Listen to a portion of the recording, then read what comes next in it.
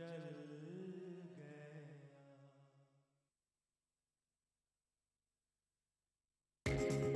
ETV Urdu पर अगला programme.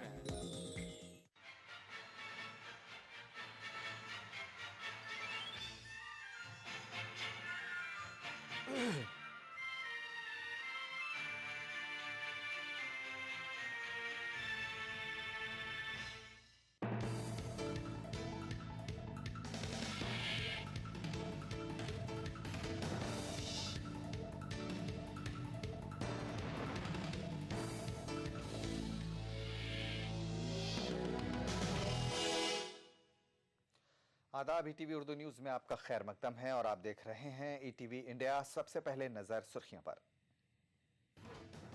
Ishrat जहां फर्जी इनकाउंटर में पेशरफ्त, सीबीआई ने गुजरात के 11 पुलिस ओहदेदारों को बनाया गवाह। बौद्ध गया धमाकों की जांच एनआईए के सुपुर्द, वजीर दाखिला शिंदे आज कर सकते हैं दौरा।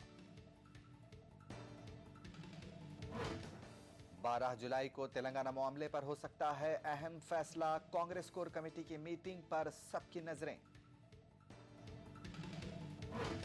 कर्नाटक में ₹1 किलो चावल स्कीम का आज से आगाज, वजीर आला सिद्धारामैया करेंगे स्कीम का इफ्तिताह।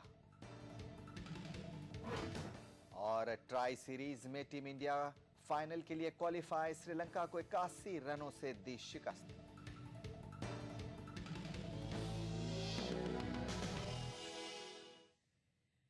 और अब खबरें तफसील के साथ। इशरत जहां फर्जी इनकाउंटर मामले में सीबीआई ने दाखिल करदा चार्जशीट में गुजरात पुलिस के 11 पुलिस एहलकारों को गवाह बनाया है। ऐनी गवाह के तौर पर पेश किए गए इन 11 पुलिस एहलकारों को सीबीआई ने एफआईआर में मुल्जिमीन के तौर पर पेश किया था, लेकिन उनका नाम चार्जशीट में शामिल नहीं किया गया है। वहीं दूसरी जानिब सीबीआई अदालत ने चार्जशीट में मुल्जिम करार दिए गए नरेंद्र के अमीन की जमानत अर्जी को मुस्तरद कर दिया है।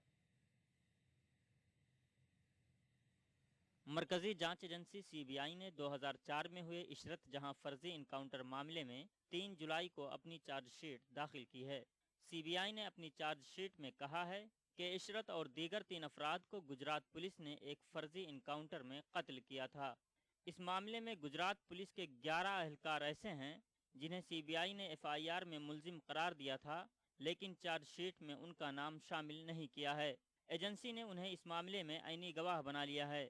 इस मामले में आईनी गवाह बनाए गए लोगों में वक्त सिंह वनार, हरीश कुमार अग्रवत, चेतन गोस्वामी, प्रवीण सिंह वाघेला, रमेश पटेल, किशोर सिंह वाघेला, देवेंद्र गिरी गोस्वामी, इब्राहिम चौहान, मोहन मेहनत, कलू देसाई और भरत पटेल का नाम शामिल है। ये सभी गुजरात पुलिस में कांस्टेबल से लेकर डिप्टी एसपी के कैडर तक के ओहदेदार हैं। इनमें से कई लोगों का सीबीआई ने बयान भी रिकॉर्ड कर लिया है। इन सभी पुलिस एहलकारों को सीबीआई ने इशरत जहां मामले में दर्ज एफआईआर में मुल्जिम बनाया था, लेकिन चार्जशीट में इन लोगों का नाम शामिल नहीं किया है। इसके अलावा इनकाउंटर के वक्त अहमदाबाद के पुलिस कमिश्नर रहे के.आर. कोशक को भी सीबीआई ने एफआईआर में मुल्जिम बनाया था, लेकिन चार्जशीट में उनका नाम शामिल नहीं किया है। वहीं दूसरी जानिब इस फर्जी इनकाउंटर मामले में सीबीआई की खुसूसी अदालत ने मुल्जिम नरेंद्र के अमीन की जमानत की अर्जी को मुस्तरद कर दिया है। नरेंद्र अमीन ने अपनी अर्जी में इस मामले में सीबीआई की दाखिल करदा चार्जशीट पर सवाल उठाए थे। नरेंद्र अमीन के मुताबिक चार्जशीट नामुकम्मल है और सीबीआई ने उनकी गिरफ्तारी के 90 रोज के अंदर चार्जशीट दाखिल नहीं की, जिसकी बुनियाद पर उन्हें जमानत दी जानी चाहिए। लेकिन अदालत ने सीबीआई की चार्जशीट को दुरुस्त और 90 रोज के अंदर दाखिल करार दिया। उन्होंने ये कोर्ट में एक एप्लीकेशन लगाया था कि ये चार्जशीट अधूरा है और 90 दिन के जो लिमिट है उसके अंदर नहीं पूरा चार्जशीट पूरा फाइल नहीं हुआ है, इसीलिए उनको डिफरेबल का लाभ मिलना चाहिए, जिसको आज कोर्ट ने नकारते हुए ये कहा है कि नहीं, जो सीबीआई ने जो चार्जशीट फाइल किया था वो पूरा है और जो 90 दिन के अंदर चार्जशीट करना चाहिए था वो सीबीआई ने किया है, इसीलिए अमीन को डिफरेबल का हक नहीं मिलता है। वाज़ेह रहे कि 15 जून 2004 को इशरत और उसके 3 साथियों को अहमदाबाद के मुज़ाफ़ात में एक फर्जी इनकाउंटर में कत्ल किया गया था। गुजरात पुलिस ने इशरत को लश्कर तैयबा का एजेंट बताकर इनकाउंटर को जवाज फराहम किया था। Bureau report, ETV news. बौद्ध गया में महाबोधि मंदिर पर सिलसिलेवार बम धमाकों की तफ्तीश जारी है। तफ्तीशकारों ने शुबे की बुनियाद पर एक खातून समेत 4 अफराद को तहवील में लिया है। दूसरी जानिब इस मामले की जांच NIA के सुपुर्द कर दी गई है। इसी दौरान वजीर दाखिला सुशील कुमार शिंदे आज मंदिर का दौरा कर सकते हैं।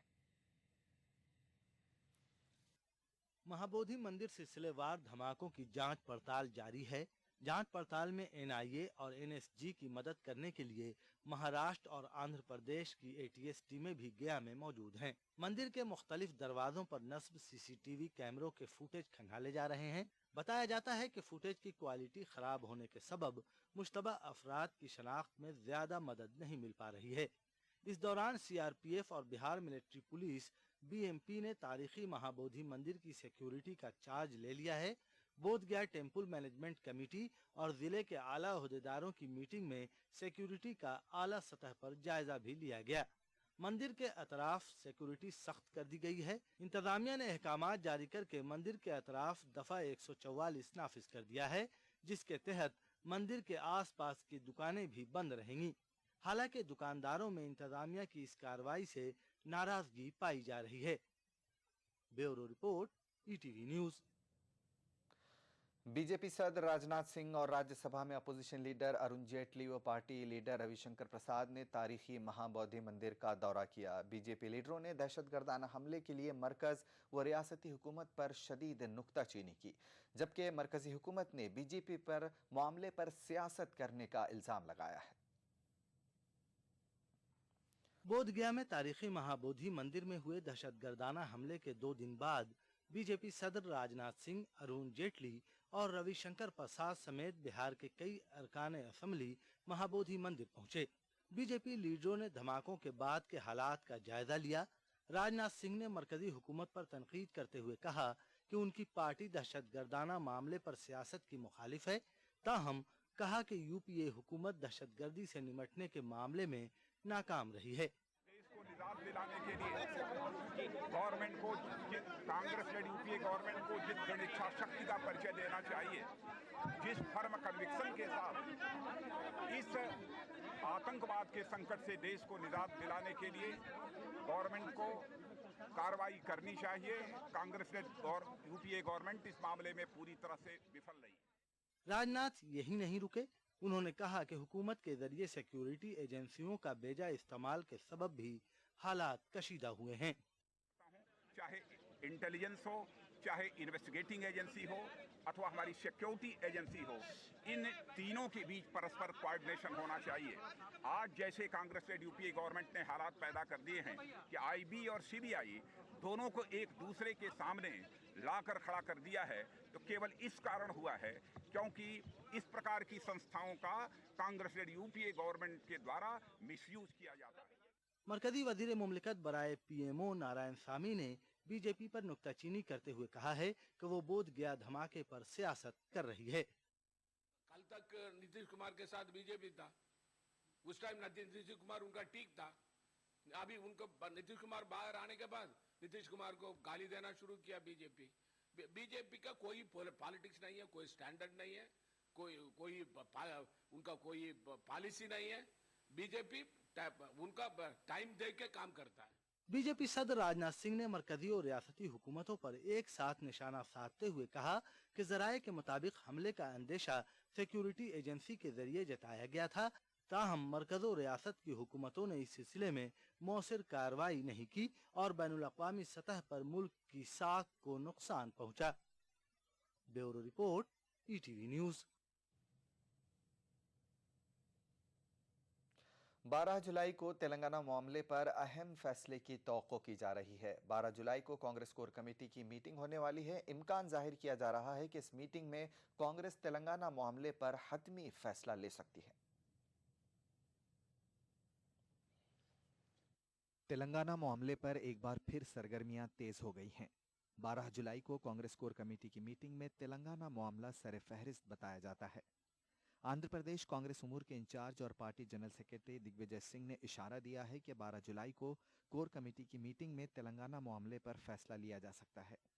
तेलंगाना मामले पर इम्कानी फैसले के पेश नज़र AP के दारुल हुकूमत हैदराबाद में सियासी सरगर्मियां तेज हो गई हैं। बताया जाता है कि दिग्विजय सिंह ने रियासती वजीर आला एन किरण कुमार रेड्डी को पूरी तैयारियों के साथ जुमा को दिल्ली आने की दावत दी है। जराये का कहना है कि वजीर आला के साथ साथ नायब वजीर आला दामोदर राज नरसिम्हा और रियासती कांग्रेस के सदर बोत्सा सत्यानारायणा को भी अपने अपने मंसूबों के साथ दिल्ली आने की दावत दी गई है। बताया जाता है कि कांग्रेस की इस कोर कमेटी की मीटिंग की वजह से रियासती काबीना की मीटिंग को मुलतवी कर दिया गया। जराये का कहना है कि काबीनी मीटिंग के इल्तिवा से ही अंदाजा लगाया जा सकता है कि कोर कमेटी का इजलास फैसला कुन हो सकता है। माजी में कांग्रेस तेलंगाना मामले के हल के लिए कई फॉर्मूले पेश कर चुकी है, जिसमें रायल तेलंगाना भी शामिल है। रायल तेलंगाना फॉर्मूले के तहत रायलसीमा इलाके के 4 अजला को तेलंगाना में जम कर दिया जाएगा और रायलसीमा के बाकी 4 अजला को साहिली आंध्रा में शामिल किया जाएगा। कांग्रेस तेलंगाना को खुसूसी मौक़िफ़ देने का इरादा जाहिर कर चुकी है। इस दौरान आंध्र प्रदेश काबीना के एक सीनियर वजीर का कहना है कि कांग्रेस हाईकमान अलहदा तेलंगाना का मन बना चुकी है, बस इस बात का बाज़ाब्ता ऐलान करना बाकी है। Bureau report, ETV news. खबरों का सिलसिला जारी रहेगा एक छोटे से ब्रेक के बाद। नेशनल बॉल पेंटिंग के फाइनल मुकाबले में लकी, पप्पू और छुटकाऊ ने हिस्सा लिया। जहां लकी ने चौक मिट्टी, पप्पू ने पीओपी, वहीं छुटकाऊ ने जेके वॉल पुट्टी का बेस बनाया और कम पेंट का इस्तेमाल करते हुए दीवार को सबसे स्मूथ और खूबसूरत फिनिश दिया और ये प्रतियोगिता जीत। व्हाइट सीमेंट वाली JK wall putty is the best. सीलन से भी पपड़ी का कोई चांस नहीं होता, दीवारें बोल उठेंगी। मेरा नाम है राम, ऑस्ट्रेलिया से आया हूँ। राम नहीं, बंदर। किचन से खबर आई है, तुमने मुझे बंदर कहा है? नहीं, ऑस्ट्रेलियन बंदर। वाओ!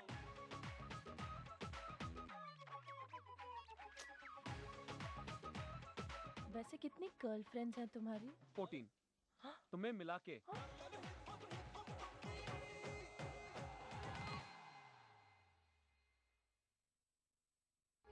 उभरते कश्मीर के अनछुए पहलू, नई सोचो फिक्र, मुनफरिद तहजीब और रिवायात जिनसे फूट पड़ते हैं कश्मीरियत के रंग। देखिए कश्मीर एक्सप्रेस पीर की रात 8 बजे और मंगल की शाम 6 बजे सिर्फ ईटीवी उर्दू पर।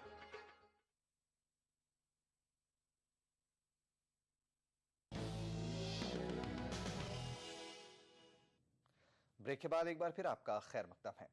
कर्नाटक में आज से 1 रुपया किलो चावल स्कीम का आगाज किया जा रहा है। वज़ीर आला सिद्धारामैया बेंगलुरु में इस स्कीम का इफ्तिताह करेंगे। कांग्रेस ने अपने इंतखाबी मंशूर में गरीब खानदानों के लिए 30 किलो चावल 1 रुपए फी किलो के हिसाब से देने का वादा किया था।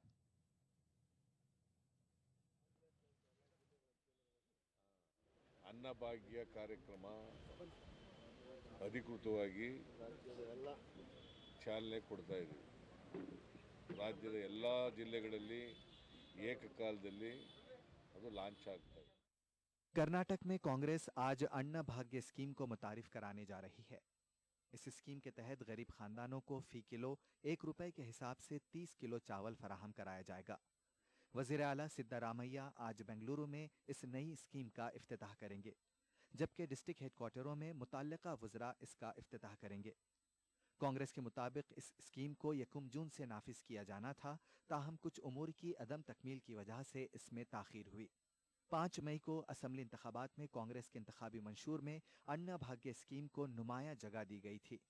स्कीम के निफाज की ताखीर पर कांग्रेस को कुछ गोशों से तनकीदों का भी सामना है।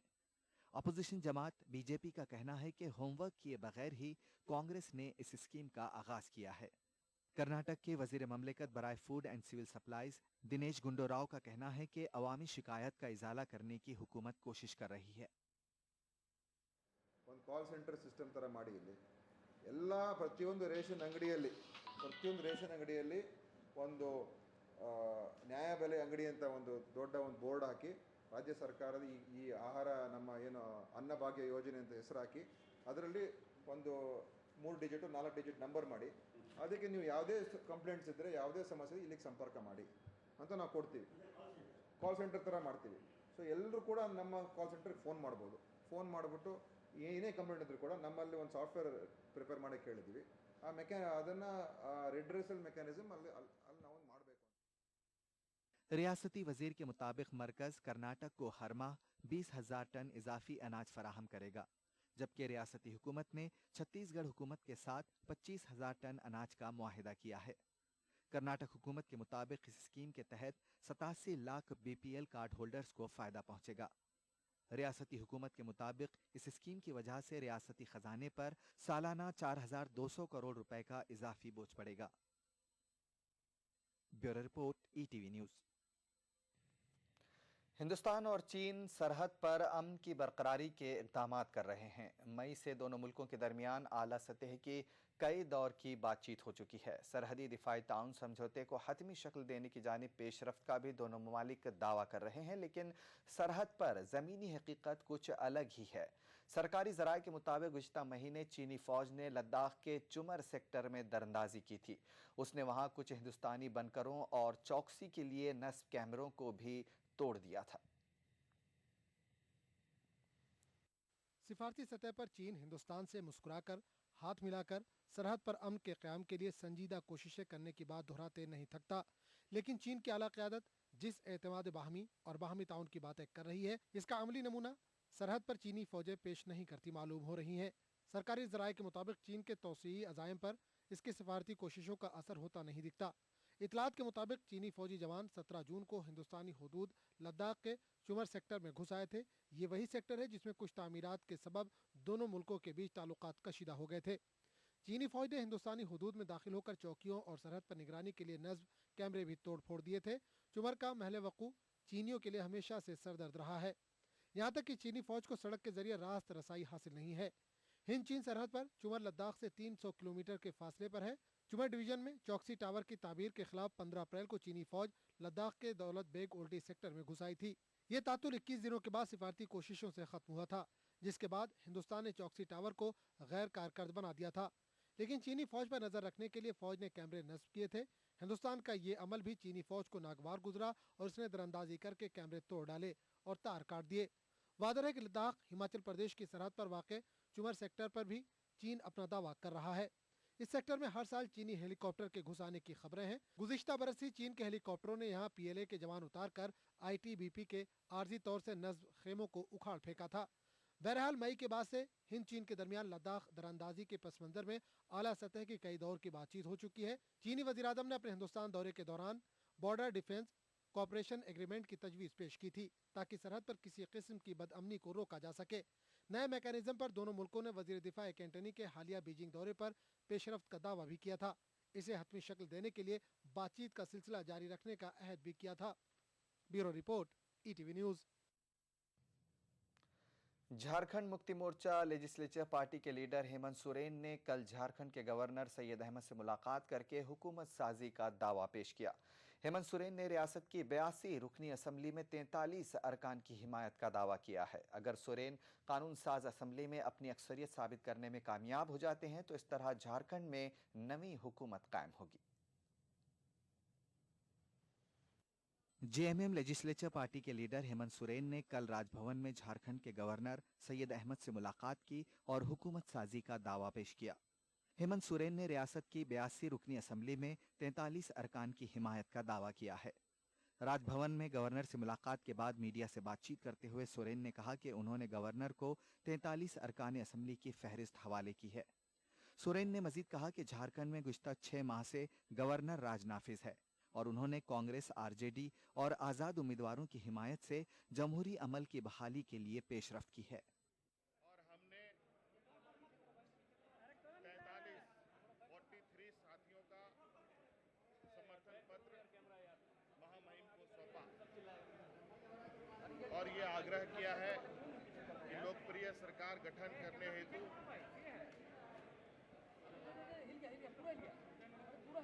वो आगे की कार्रवाई या आगे का मार्ग प्रशस्त करें। झारखंड असेंबली में जेएमएम और बीजेपी की मसावी 18-18 सीटें हैं, जबकि कांग्रेस के पास 13 सीटें हैं। सितंबर सन 2010 में बीजेपी को अपनी हिमायत देकर जेएमएम ने हुकूमत साजी में बीजेपी की मदद की थी, लेकिन इस साल 8 जनवरी को जेएमएम ने हिमायत वापस लेकर बीजेपी की हुकूमत को गिरा दिया। अब जेएमएम कांग्रेस की हिमायत से हुकूमत बनाने जा रही है। कांग्रेस ने एक बार फिर दोहराया है कि हुकूमत साजी में वो जेएमएम की पूरी तरह से हिमायत करेगी। हमने स्पष्ट कहा था कि यदि झारखंड में झारखंड मुक्ति मोर्चा सरकार बनाने का दावा पेश करेगी तो भारतीय राष्ट्रीय कांग्रेस उसका समर्थन करेगी। हुकूमत साजी में जेएमएम को कांग्रेस के अलावा आरजेडी और आज़ाद अरकान असम्बली की हिमायत मिली है। सरकार गठन के लिए झारखंड मुक्ति मोर्चा के नेतृत्व में झारखंड मुक्ति मोर्चा, कांग्रेस, राष्ट्रीय जनता दल और सभी निर्दलीय विधायकों ने आस्था व्यक्त किया है और आज महामहिम के समक्ष दावा पेश करने आए थे कि अब सभी 43 विधायकों की सूची हेमंत सोरेन ने सौंपी है। बीजेपी की पिछली हुकूमत में जेएमएम लीडर हेमंत सोरेन नायब वजीर आला रह चुके हैं। अब उन्हें इंतजार गवर्नर सैयद अहमद की दावत का है। हेमंत सोरेन अगर कानून साज असम्बली में अक्सरियत साबित कर देते हैं तो झारखंड की नवी हुकूमत का क़याम अमल में आएगा और हेमंत सोरेन रियासत के वजीर आला के तौर पर हलफ लेंगे। Bureau report, ETV news.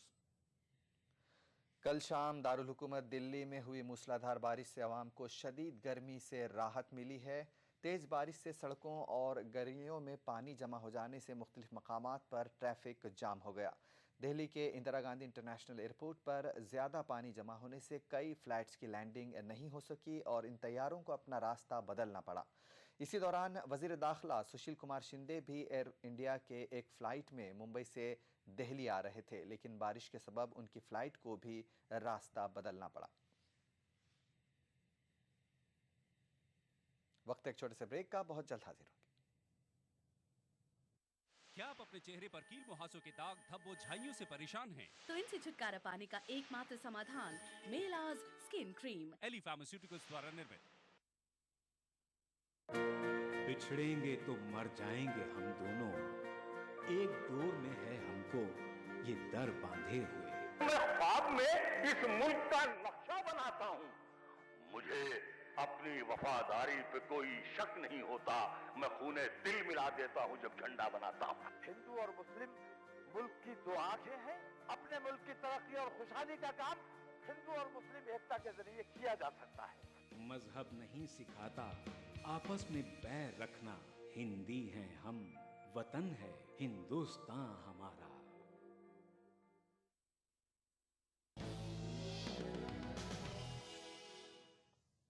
Break के बाद एक बार फिर आपका खैर मकदम है। वेस्टइंडीज में खेली जा रही सैरुखी सीरीज में टीम इंडिया ने फाइनल में अपनी जगह बना ली है। कल रात खेले गए मैच में टीम इंडिया ने श्रीलंका को डकवर्थ लुइस मेथड के जरिए 81 रनों से शिकस्त दी। श्रीलंका ने टॉस जीतकर टीम इंडिया को बल्लेबाजी की दावत दी। बारिश से मुतासरा इस मैच को पहले 29 ओवरों का किया गया था। टीम इंडिया ने 29 ओवरों में 119 रन बनाए। ताहम डकवर्थ लुइस तरीके के तहत श्रीलंका को 26 ओवरों में 178 रन बनाने का निशाना दिया गया था।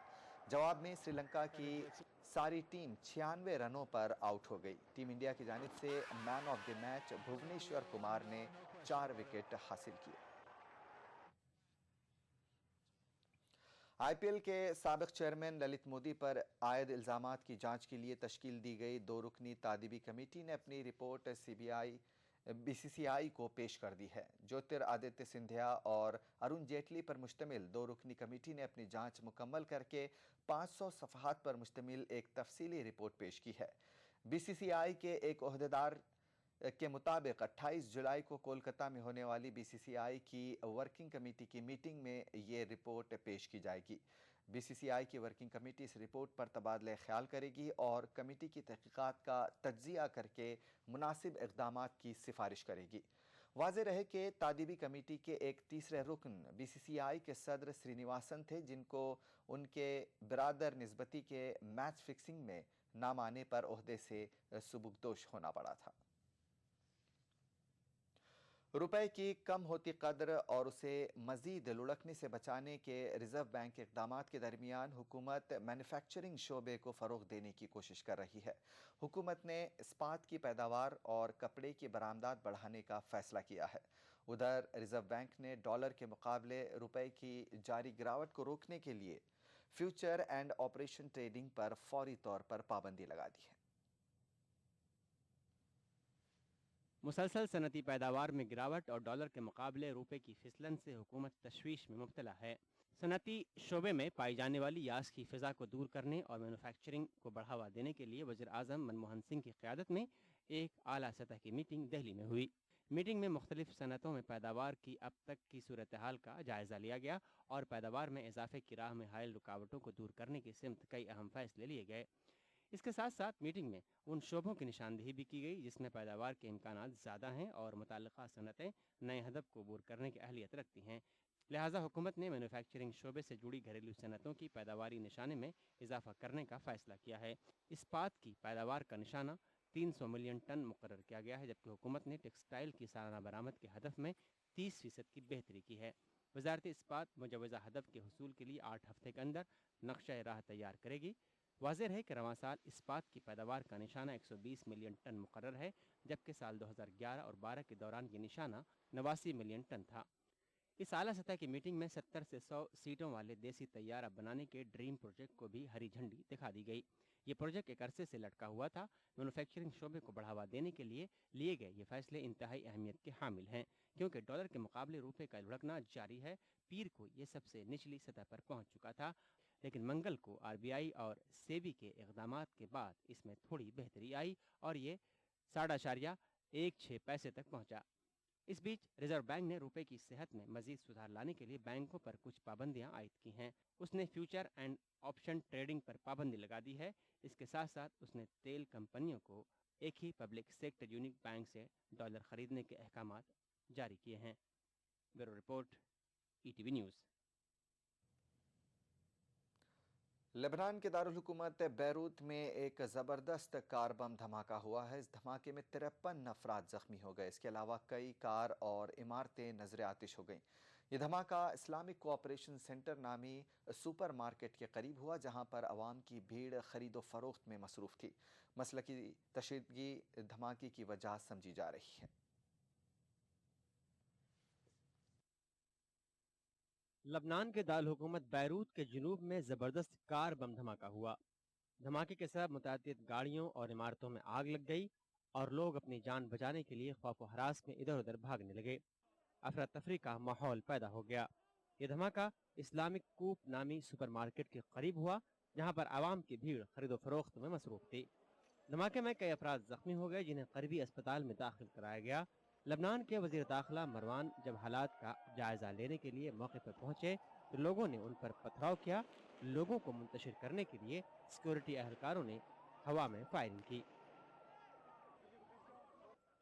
यह धमाका हिजबुल्लाह का गढ़ कहे जाने वाले बेरुल अवद इलाके में हुआ।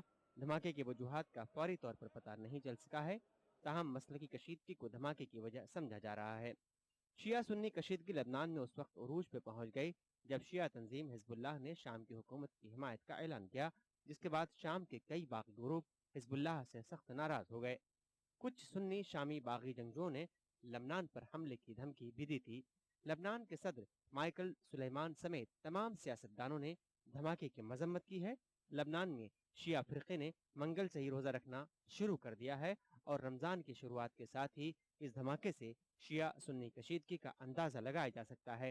दरअसल शाम की खाना जंगी ने लबनान को मसलकी खतूत पर इस तरह तकसीम कर दिया है कि शिद्दत पसंद इंतकाम की आग में इस्लाम और रमजान का एहतराम भी फरामोश कर बैठे हैं। Bureau report, ETV news. ETV India में आज बस इतना ही। एक छोटे से ब्रेक के बाद देखिए ईटीवी उर्दू कश्मीर। आदाब।